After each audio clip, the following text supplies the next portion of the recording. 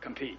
So that's really what I want to tell you about today. I want you to walk out thinking, man, how do I dominate? Not other people. How do I start dominating my own self, my own time? If you know what day it is, you're not busy enough. Okay? Oh, man, I can't wait till Friday. Dude, I don't even, what day is it right now? You should know it's Monday. You should be busy. You should be... But Grant, Sunday is the Lord's day. It's the day we take off. You need to reread that whole deal. God created the universes in 6 days and took a break. Okay? Everybody's stuck on the Sunday. Okay? You forgot about the part he did before that. I know people taking Saturdays and Sundays off and they didn't create anything all week. True or not true? Be in a dominating point, okay? So what we got to do is we got to get you thinking. We got to get you thinking like the dominators think. How do they act? How does Warren Buffett act? What does Warren Buffett do with his time all the time? Those are the people I study today. I don't study the people that I went to school with, the teachers I went to school with. I don't even study my own family members, okay? I'm looking for people that are way up here that I can say, hey, what are they doing? Because they're doing it right. My dad died when he was 52 years old. My dad worked his whole life to provide for 5 kids and his wife, and he did his job, and then he died. That's not the program I want to get on. Is that the program you want to be on? My dad died. He bought his dream house 9 months before he died. He leaves 2 10-year-old boys, one of me. I'm a twin.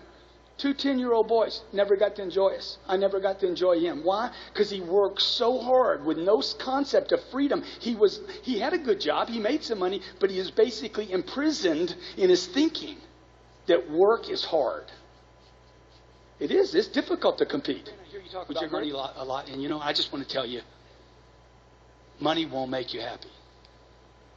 I said, yeah, what's your point, dude? Your point is you ain't got any money. That's why you're giving this dumb advice. Because being broke won't make you happy either. Okay? I tried the experiment. I went on the experiment. How many have been on the broke experiment? Were you happy? Were you like, oh my God, this is good? Look, if you took $5 million out of the marketplace and you made $5 million from planet Earth, would anybody know an event took place? Would anybody know anything happened? Would you do good things with that money? Good. How many believe the work for $5 million is going to be the same work for $50,000? Same process, same involvement. Look, you're occupied either way, okay?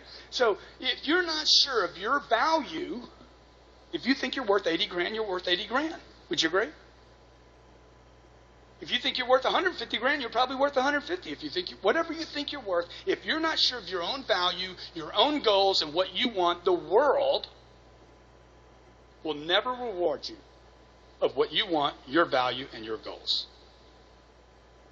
Never. It won't happen. Can't happen.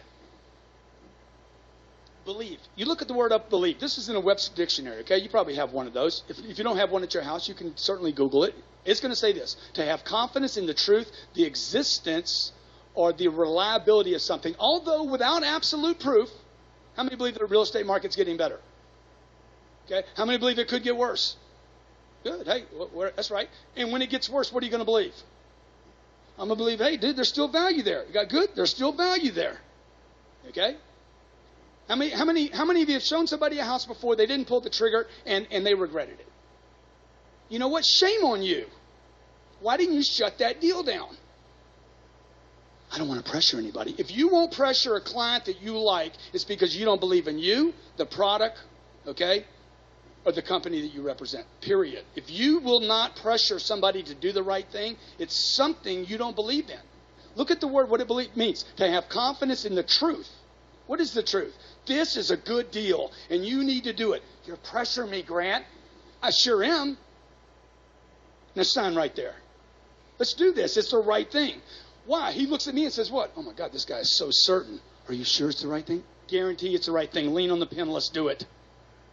And you're thinking to yourself, I couldn't do that right now. Dude, I wasn't taught how to do this. I spent 17 years in school. They don't teach you this. You have to train this muscle, okay? If one of your children was crossing the street and you knew it was a bad thing, would you pressure them not to? Exactly. Why is pressure a bad thing? It makes diamonds. But I know so many people in business, I don't want to pressure anybody. You need to pressure yourself. You need to cook yourself. You need a necessity level way up here. Look, the middle class in America is failing, folks. It's failing. You know why? Because it doesn't push itself hard enough. It operates on a premise based on just enough. I'm going to make enough, vacation enough, save enough, just enough. Oh, I forgot to plan on Lehman's. Oh, forgot to plan on foreclosures. Oh, forgot to plan on LIBOR. Oops, forgot to plan on the internet bust. And that's why the middle class is failing. The middle class isn't failing because of politics. Okay, the middle class is failing because the middle class is using the wrong formula. A formula that worked 40 years ago might not work in the U.S. economy today. Right? Maybe Monday, Tuesday, Wednesday, Thursday, Friday, that 5-day job, maybe that gig's over and maybe it's 7 days now. Maybe it's a 7-day pitch now. I don't know. I know in my life it's 7 days. I'll never, ever have my freedom.